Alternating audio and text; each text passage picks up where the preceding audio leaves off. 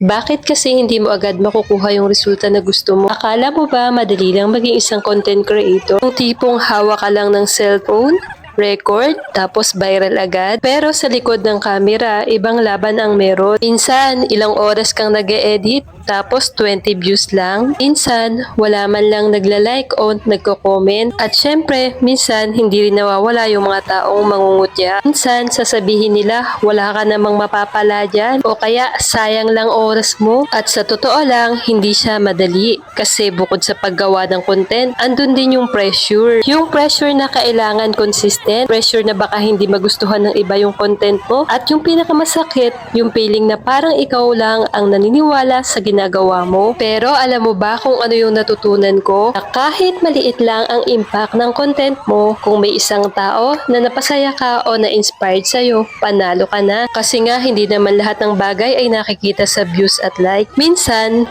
yung isang simpleng mensahe lang ng isang stranger, yun ay sapat na para bumangon ka ulit at magpatuloy. Pagiging content creator, hindi tungkol sa kung gaano karami ang nag-aabang sa'yo. Ito ay kung paano mo nagagamit yung boses at creativity mo para maka-inspire, makapagpatawa o makapagbigay ng aral sa iba. Kaya kung iniisip mong maging isang content creator, simulan mo na ngayon at huwag mo nang isipin kung ano ang sasabihin ng iba. Hindi mo kailangan ng perpektong camera. Hindi mo rin kailangan ng bonggang gamit. Ang kailangan mo lang ay pusong handang mag-share ng kwento at tapang na ipakita kung sino ka talaga. Malay mo, isang araw yung content na ginagawa mo ngayon, siya palang kailangang marinig ng isang tao para sumaya siya o magpatuloy siya sa buhay. Kaya wag mong pigilan ang sarili mo na gumawa ng mga content kasi hindi mo alam, baka ikaw yung dahilan kung bakit may ngiti ang isang tao. Ang totoong laban ng pagiging isang content creator ay hindi nakikita sa camera. Nasa likod ng screen, sa oras, sa pagod at sa tapang na ipagpatuloy kahit walang nakaka-appreciate agad. Ganito na lang guys, sana ay may natutunan kayo. Thank you for watching!